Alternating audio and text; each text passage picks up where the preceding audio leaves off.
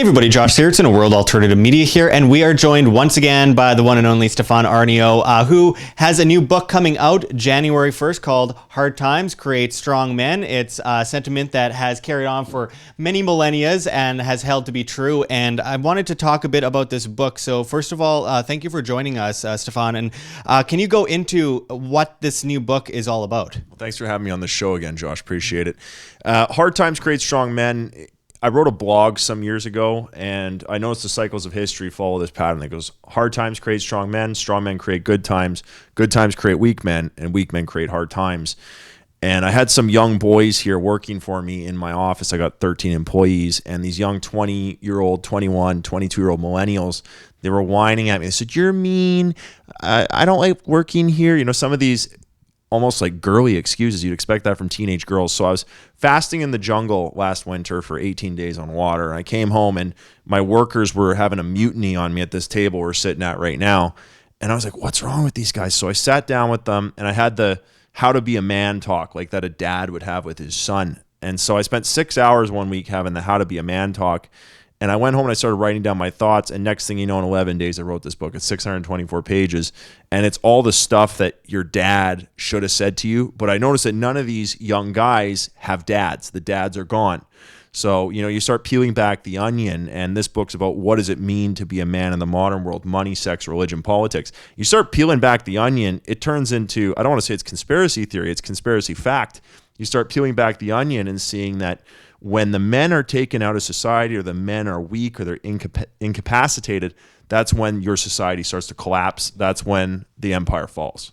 Sure, and there has been apparently a push towards, you know, making people more dependent, making men into girls, girls into guys. This has gone back quite a long way, back to at least the 60s, where we really saw this start to shift in this direction. Do you think there is a concerted effort to kind of make people more dependent? I mean, it works out perfectly for the government and other entities when people are on their knees begging for things instead of going out and doing it themselves. Well, put it this way. I mean, you know, when you start peeling back the onion on this thing and you read Hard Times Create Strong Men, you're going to see when I get to the religion and politics section, what the men in power have done, the rich old men or the government, what they're doing is men operate in gangs, and gangs of men are dangerous, and gangs of strong men are dangerous. So it makes sense to feminize men. It makes sense to break up the men's groups. You know, you used to have men's groups, and now there are no men's groups because a group of strong men is hard to control, but a group of weak men, a group of effeminate men, a group of girly men or men that are interested in just playing video games and masturbating all day, really easy to control those versus, you know, men who are educated, men who know how to use firearms, men who know history. Those are dangerous men to the people in power. Yeah, it's hard to take over an entire populace when everyone knows how to shoot a gun and, you know, build their own house and live in the woods. I mean, that's a pretty obvious point. And I mean, this is a thick book. I mean, you've written a lot of books over the years, Stefan, and I mean, this is a really thick one. Can you give us kind of a breakdown of some of the stuff that we can expect from in here? Because I know you've gone into a few of the points in this book, but I mean, this is a large book. So can you kind of break it down a little bit? Yeah, so the book's in 4 sections. The first part is, you know, what does it mean to be a man in the modern world? And I think that question is harder to answer than ever today, because what a man is means any number of things to any number of people. And we live in a fragmented society now where every group has their own definition of what it means to be a man. And what women have done for years, they've tried to make men into women. Why can't men be more like women? But that doesn't make women happy because women want men and men want women. So the book is broken down to 4 parts. There's what is a man in money? What is a man in sex? What is a man in religion? What is a man in politics? And it's a series of essays, and you know, I've had some people read this book in a day. It's 624 pages. I've had some U.S. Navy SEALs send me love letters saying, man, it's such a great book. I had one lady buy 18 copies for her family. She said, every man needs to hear this. And you know, what it comes down to is, what is a man in money? Well, a man's purpose, you know, me and you, our purpose is our work. We don't have a uterus. We don't have ovaries. We can't bear children. No matter how hard we try, we can't. So men are here to work. That's what the money section's about. Then you get into, it goes money and then sex. What is a man to his woman? Well, he has to be the tribal leader. He has to be the king. He has to look after and take care of his tribe and his women and his children. And then it gets into, what is a man in religion? Well, one of the things that is most alarming about the men these days is they've taken religion and spirituality right away from men. Like, they've taken it right out. And that is really, really hurtful to a man trying to become strong, because a man who has a relationship with God can create.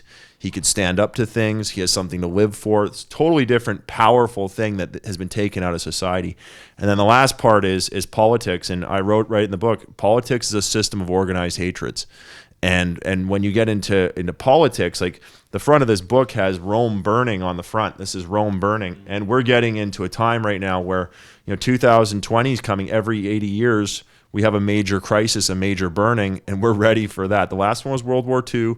The one before that was the American Civil War in 1860. And now we're coming up to 2020, and this is all set up for a big collapse. It's going to be very painful. We're seeing every sign of that on the near horizon. And I wanted to kind of go into, this victimhood mentality is really dangerous when you consider the fact that, we are victims of things in our surroundings, but most of all, we're victims of ourselves. We're kind of victims in our own mind when we perpetuate that mentality and, attack everything else. It's everyone else's fault except for our own. And that is a big part of being a man, is taking responsibility and realizing that, okay, things might be bad around you, so deal with it. Move on, find the best part of it, and work with it. But you mentioned something that is really important, that is coming to that end point where we see society start to falter a bit.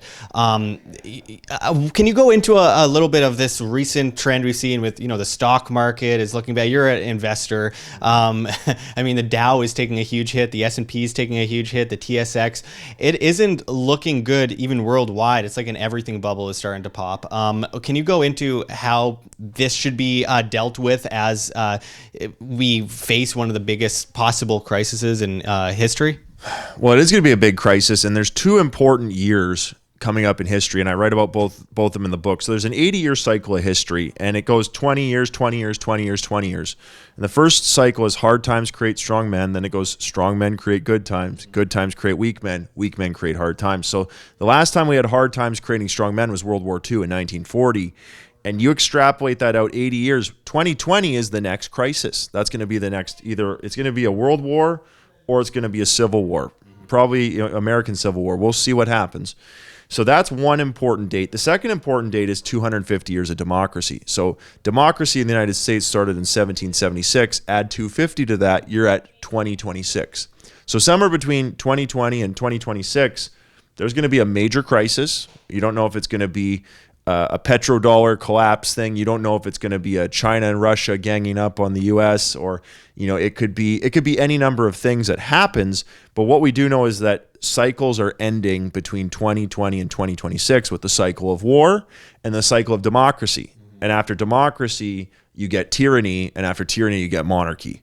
And, it happened in Rome, it happened in Greece, and the American Constitution was built as a republic because they knew that democracy would fail eventually. And so, financially, what does that mean for money? We've got a time in the United States right now, I write about it right in the book, indexed to gold, minimum wage in 1968 in today's purchasing power was $103,000 US, which is incredible. So America was great. You could work in McDonald's, you could make $103,000 in today's purchasing power.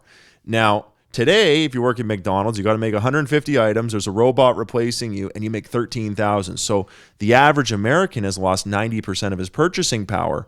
And what I say in the book is that continues, that purchasing power will continue to go down until he can no longer buy bread. And that day is coming. And when the average man can't buy bread, that's when you have you got your Russian Revolution, you got your French Revolution, American Civil War. You have these very violent times that are coming. So financially, we don't know what's going to happen, but here's a fact.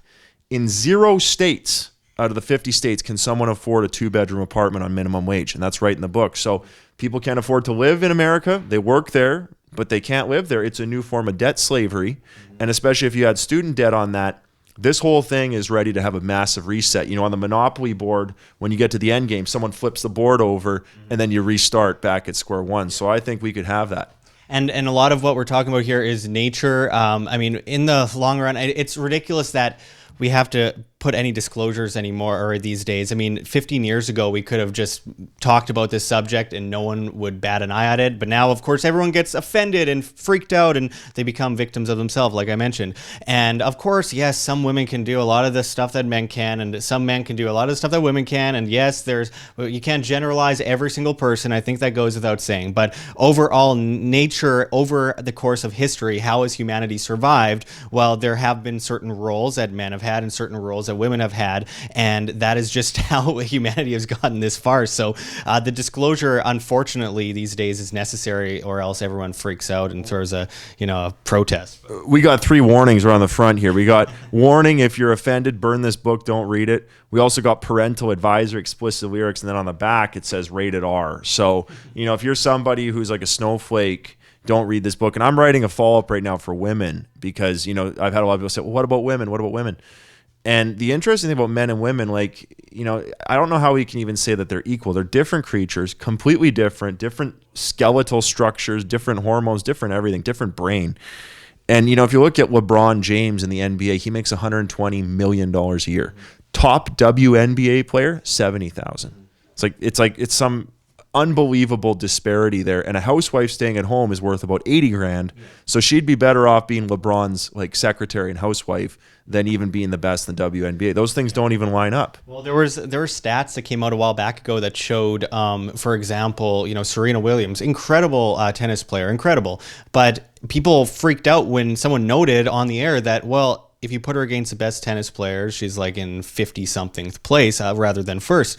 And everyone freaks out. But those are statistical facts, and it's not an attack on all women. It's just a scientific fact. And I think that it's unbelievable how offended everyone gets over these simple facts these days. Unfortunately, if you close your eyes to facts, you close your eyes to reality, and then you live in a lie. And as we move forward, we look at the past, as you've mentioned, like even Stalinist Russia, atheistic, destroy religion, everyone's dependent. Government, organized crime, dependent on the dependence of the masses. This is a huge factor that plays into why people are becoming more dependent, more victimized, more offended, and this is not going to go in a good direction if we don't actually do something about it as individuals. So, Stefan, this is a really interesting looking book. I'm really excited for it to come out on January 1st. You can get it on Amazon. Can you tell everyone where they can find more of your work, support what you do, and find your other books as well? Awesome. So you get this book. It's hardtimesstrongmen.com.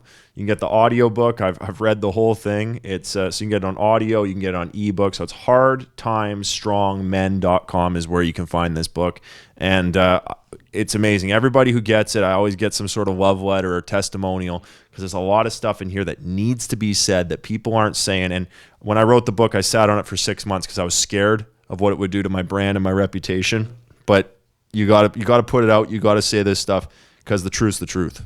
Absolutely. And I don't know, are you going for a world record for most books written? Because you got a lot of books. You got Self-Made, Money People Deal. You got the $5 million book. I really hope everyone checks out these books, because they're really good reads. They're really in-depth, and they really teach us a lesson that unfortunately too many are scared to teach people these days. It's education that is necessary for the survival of mankind, for your own success, and for your own ability to succeed and prevail in life. So I really appreciate you joining us once again, and I hope everyone checks it out. Thank you. Thank you, Josh. Like what you see here, OM? Don't forget to check the links below. GoFundMe, Patreon. We can't do it without you. Any donation is very much appreciated, especially as we are so vastly demonetized and censored on YouTube, as these guys come in and flag all of our content as hate speech. Also, check out our Bitcoin address below, as well as on the screen for you to scan if you please. And also check us out at steemit.com. We're at Josh Sigurdson. It's a future of social media where you get paid in the upvote of your post in cryptocurrency, Steem that is. So make sure to check us out there. Make sure to join us at Anarchapulco 2019 with people like Ron Paul, G. Edward Griffin, of course, Jeff Berwick, Vid Jedlicka.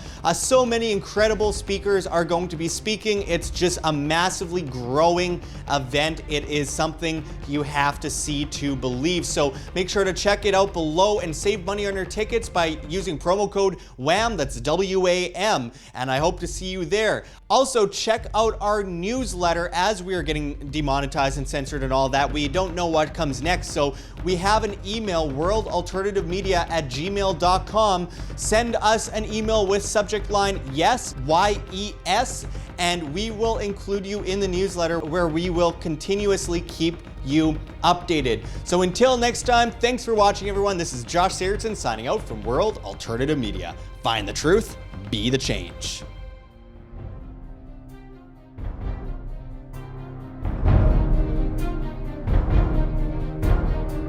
I'm sure you have already changed people's minds in your young age because you're involved, and I like that.